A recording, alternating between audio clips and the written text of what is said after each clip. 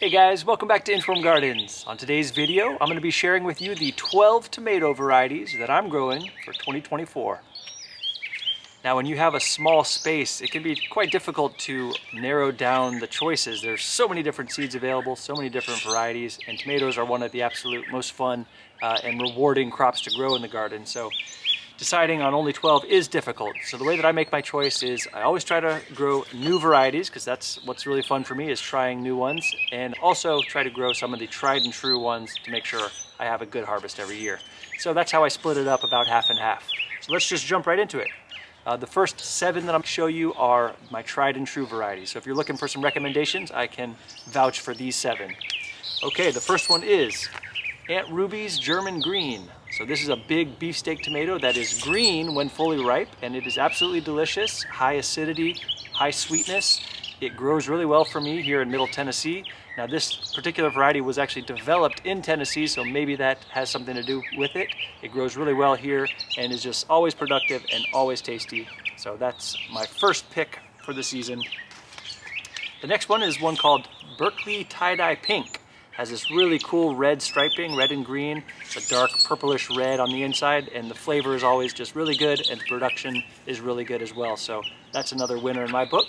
The next one is the white Toma. So this is not truly white tomato, but it is like a very lightish, greenish white color. And again, productive, mild, nice flavor. I grew this one back in like 2021. It's been a few years, but I remember enjoying it, so I'm going to try it again. So the next one is the Sun Gold. Now, of course, I'm sure you guys have heard of this one. Tried and true, amazing, amazing cherry tomato. Absolutely massively productive and delicious orangish golden tomatoes. Definitely highly recommend the Sun Gold. And here's another cherry tomato called Green Doctors. So this is again a green tomato when fully ripe, and the flavor was just amazing. Super sweet, very productive, and I really like the color of it. All right, the next one is the Orange Hat. So this is, I guess what you could call a micro tomato, because it only grows, like a foot high. The flavor was good. It wasn't anything amazing, nothing, incredible, but it was just a good basic tomato flavor. But the size of the plant is what's really cool. You can easily grow it in a pot.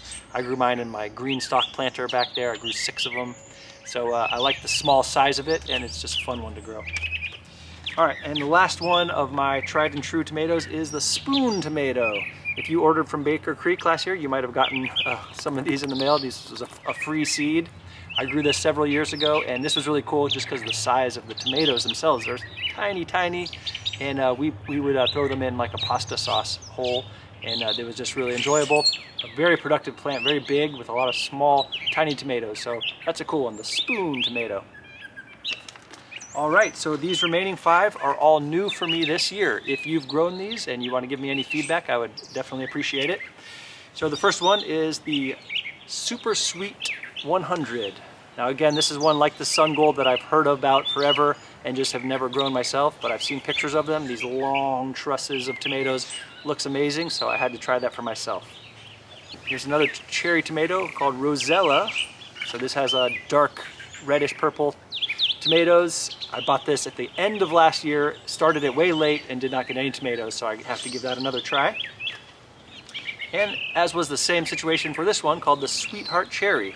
This one looked cool because of the shape of the tomato. It's almost like a heart shape, almost a squarish shaped tomato. Again, I impulse bought this at the end of last year and didn't get any tomatoes, so I'm trying that one again. And then I have one here called the Glacier.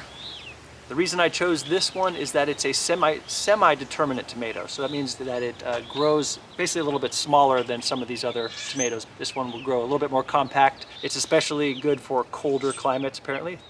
Why it's called Glacier. We have a pretty warm climate here, but I think they'll still grow pretty well.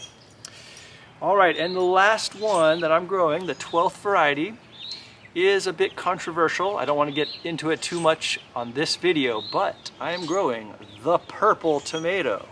If you know, you know.